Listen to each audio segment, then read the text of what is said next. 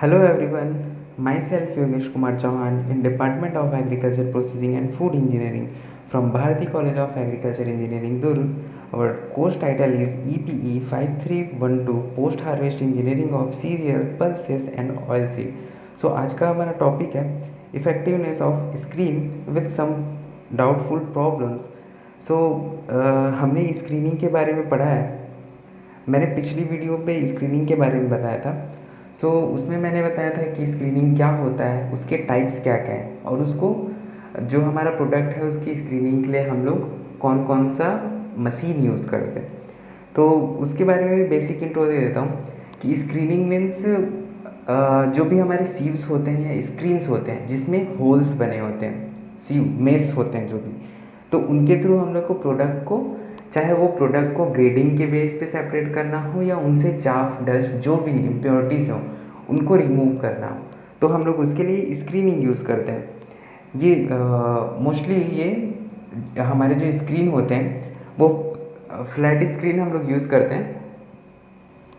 Flat screen में फिर holes के अकॉर्डिंग एक ट्रायंगुलर होता है, एक सर्कुलर होता है, एक होता है ऑब्लॉन्ग होता है. ठीक है, तो उसके बेस पे हम लोग उसमें सीव्स यूज़ करते हैं जो हमारा नीड हो, जो हमारा जिस टाइप का हमारा प्रोडक्ट हो उसके अकॉर्डिंगली हम लोग वो यूज़ करते हैं. इसमें टाइप्स भी होते हैं. तो टाइप्स होते हैं दो. एक होता है वाइब्रेटरी होता है जिसे एयर स्क्रीन क्लीनर भी बोलते हैं. उसके थ्रू हम लोग उसमें मोशन प्रोवाइड करके अपने प्रोडक्ट्स को क्लीन कर लेते हैं, जो भी इम्प्योरिटीज़ हैं उसको रिमूव कर लेते हैं. आज हम देखते हैं effectiveness of screen. Effectiveness means कितना अच्छा है वो प्रोडक्ट को कितनी अच्छी तरह से क्लीन कर पा रहा है.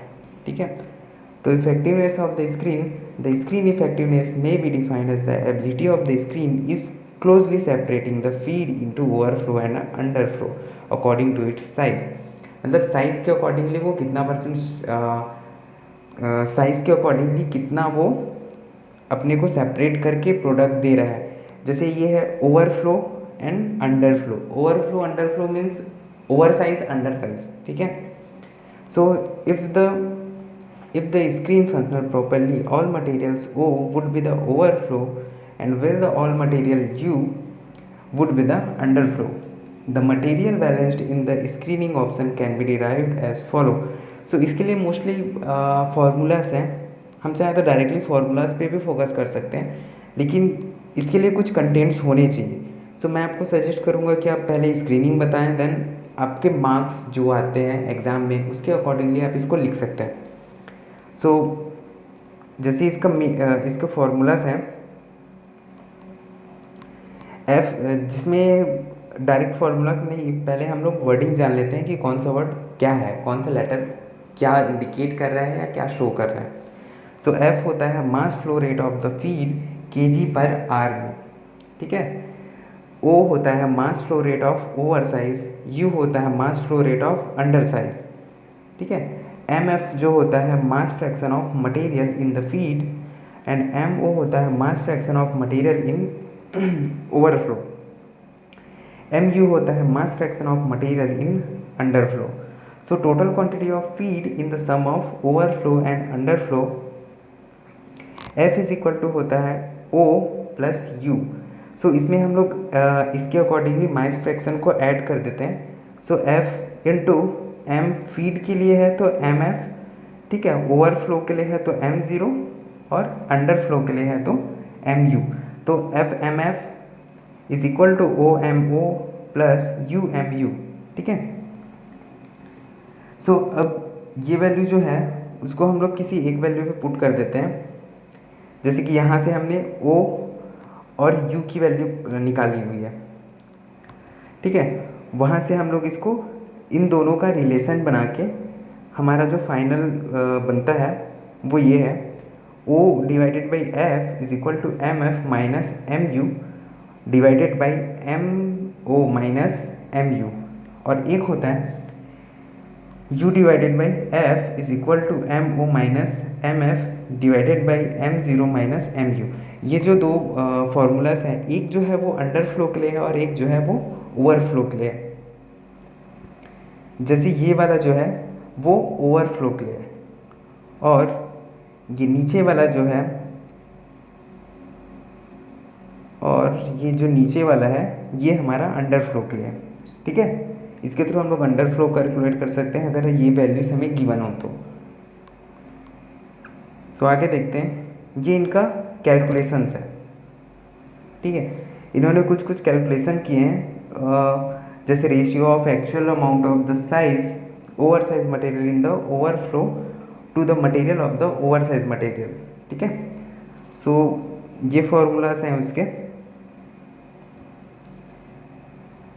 ई ओ इज इक्वल टू, जैसे वो जो फर्स्ट फार्मूला था उसी के बेस पे इन्होंने कैलकुलेट्स किए, तो उसके बेस पे ओवरऑल ओवरऑल इफेक्टिवनेस काउंट किया गया है। E is equal to E O minus E O into E U. ठीक है, तो यहाँ से जो भी हमारी वैल्यूज़ हैं ऊपर की, ये दोनों वैल्यू, ठीक है, इनको यहाँ पे पुट कर दिया गया। पुट करने के बाद जो हमारा फर्स्ट में ओ यू, जो फर्स्ट में हमारा ओ एफ और सॉरी ओ एफ और यू एफ, इन दोनों की वैल्यू जो थी उसको यहाँ पे वो पुट कर दिया है। ठीक है, इस वैल्यू में पुट करने के बाद ये हमारा फाइनल इक्वेशन ये बना। ठीक है, इस बेसिस पे न्यूमेरिकल्स भी आते हैं, सो आप ध्यान दीजिएगा। ये जैसे कि ये दिया हुआ है, एक प्रॉब्लम्स है, wheat was milled in the burr mill. बर मिल क्या होता है? बर मिल मीन्स आटा चक्की जो है ना हमारे लोकल एरिया पे मिल जाता है, उसे बर मिल बोलते हैं। ठीक है, एट्रिसन मिल भी सिमिलर होता है, उसके अकॉर्डिंगली एट्रिसन मिल जो हमारा आटा चक्की है वो होता है। बर मिल उसी का सिमिलर फॉर्म है। इसमें जो भी जब मैं मिलिंग बताऊंगा तो उसमें वो अच्छे से बता दूंगा कि कौन से किस टाइप्स के हैं और डिफरेंस क्या है।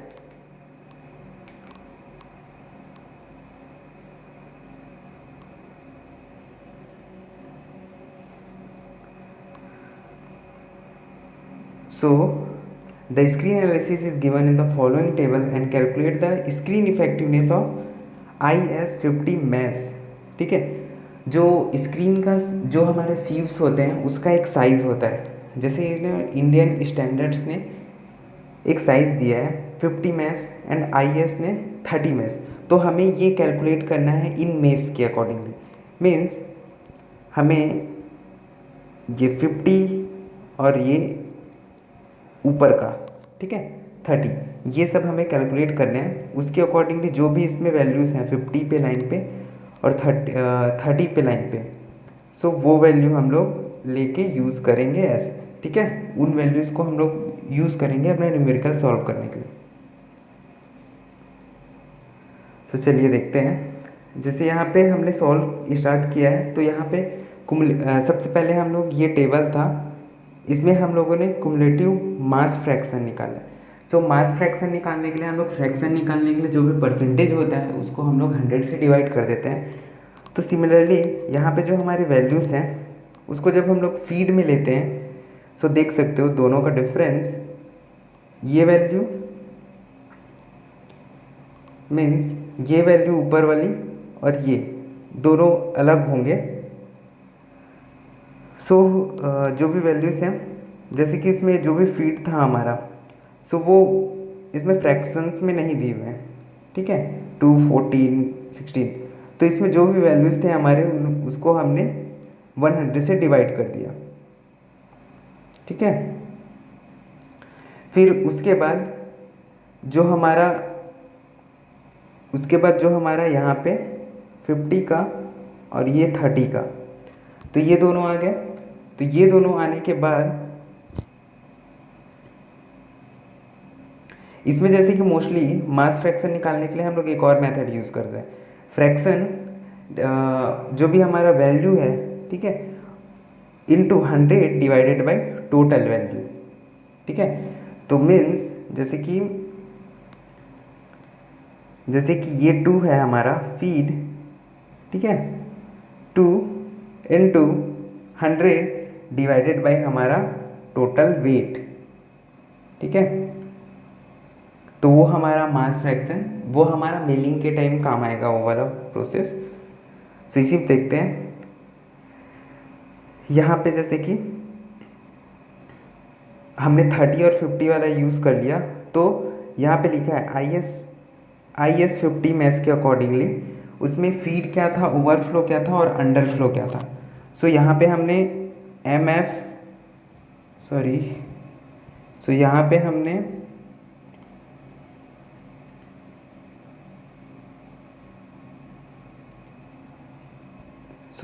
हमने एम एफ ये वैल्यू हम लोग वहाँ से फाइंड आउट कर लिए टेबल्स के थ्रू, फिर ये इफ़ेक्टिवनेस पे पुट कर दिए, तो ये हमारा आंसर फाइंड आउट हुआ। ठीक है, फिर उसके बाद हमको IS 30 में इसके लिए कैलकुलेट करना है। तो IS 30 में इसके लिए सेम 30 के टेबल लाइन पे जाके ये सारी वैल्यू देख लेनी है, फीड, ओवरफ्लो और अंडरफ्लो। ठीक है, उसके बाद सिमिलरली इसमें पुट करके आंसर कैलकुलेट कर सकते हैं। देन अब आता है इफेक्टिवनेस ऑफ स्क्रीनिंग, इसको बोलते हैं क्लीनिंग इफिशिएंसी भी। ठीक है, सो इसमें क्या होते हैं, इसका एक फॉर्मूला है जो हमने EF ऐसा निकाला था ना, उसी बेस पे ही ये इसकी क्लीनिंग इफिशिएंसी है। ये टर्म्स में होता है फ्रैक्शंस में। सो क्लीनिंग इफिशिएंसी जो होती है E ब्रैकेट में F माइनस G, फिर देन ब्रैकेट में E माइनस F, फिर ब्रैकेट में 1 minus G divided by F E minus G की पावर 2 1 माइनस F। सो E होता है इसमें fraction of clean seed outlet. ठीक है, F होता है fraction of clean seed in feed, G होता है fraction of clean seed in 8 foreign matters outlet. ठीक है,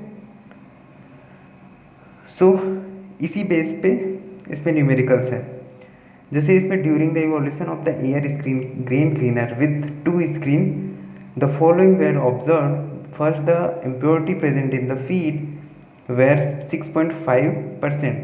Second one is the impurity present in the clean grain were 0.5%. ठीक है, the third, outflow of the blower contains 0.5% clean seed. The overflow of the first screen contain 1% clean seed, and fifth one, the underflow contains 0.5% clean seed. सो मैं आपको suggest करता हूँ कि आप कभी भी कोई भी न्यूमेरिकल सॉल्व करें तो उससे पहले जो हमारे क्वेश्चंस होंगे उसको अच्छे से रीड करिए, क्योंकि जो भी क्वेश्चंस हैं उसी पे आंसर्स मिल जाते हैं। ठीक है, तो इसने टोटल वैल्यूज़ जो हैं, ये वाली वैल्यूज़ इसमें गिवन है। ठीक है, सो जस्ट इन्होंने इस वैल्यू को पहले फ्रैक्शंस निकाले हैं, जैसे कि इम्प्योरिटी प्रेजेंस है तो ये फ्रैक्शन काउंट किया गया। ठीक है, तो ये फ्रैक्शन काउंट किया गया, तो इसने क्या किया है 6.5 है। ठीक है, और तो इसको 100% में 6.5% को माइनस कर दिया, सो हमारा आया 93.5। ठीक है, परसेंट। अगर इसको फ्रैक्शन में लिखते हैं तो 0.935। ठीक है, सॉरी, ठीक है, क्लियर हो गया। सिमिलरली ये भी मतलब fraction of clean seed in, इसमें भी 100 से 0.5 को माइनस कर दिया, देन फ्रैक्शन में हमारा 0.995 आ गया। थर्ड में भी सेम। थर्ड में क्या हुआ, जो भी हमारे आउटफ्लोज हैं, ठीक है, आउटफ्लोज, अंडरफ्लोज, ये सबको इसने मर्ज कर दिया फ्रैक्शंस में निकाल के। ठीक है, ये पहला, दूसरा, तीसरा, ठीक है, इनका फ्रैक्शन, ये एवरेज, ये हमारा फाइंड आउट था। तो इसमें ई कौन सा है हमारा, ये। ठीक है, मतलब क्लीन ग्रेन सीड जो आउटलेट से निकला वो हमारा ई है, एफ जो होता है हमारा फीड है, जी जो होता है हमारा फॉरेन मटेरियल्स है। ठीक है, उसको इस इक्वेशन में, उसको जो हमारा उसको इस इक्वेशन में पुट करने से हमारा क्लीनिंग एफिशिएंसी निकल जाएगा। ठीक है, फिर आगे सिमिलरली सेम प्रोसेस है इस पे।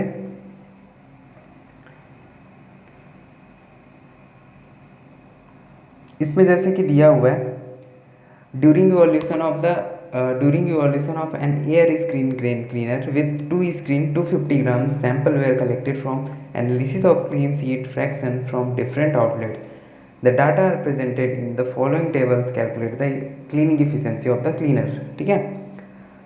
इसमें क्या हुआ है, इसमें दिया है गिवन। ठीक है। तो हमारा टोटल वेट क्वेश्चन में दिया हुआ है यहाँ पे 250। ठीक है।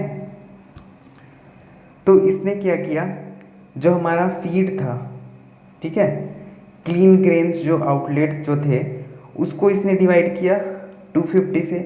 फीड को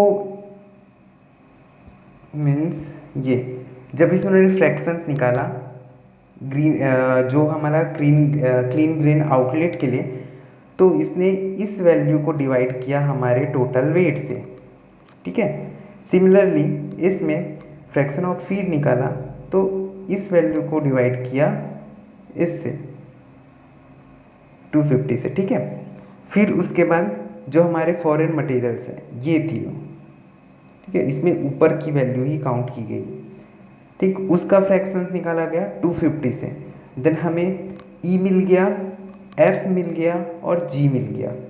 ठीक है। वो वैल्यू को हमने इसमें पुट कर दिया और हमारा आंसर मिल गया। ठीक है।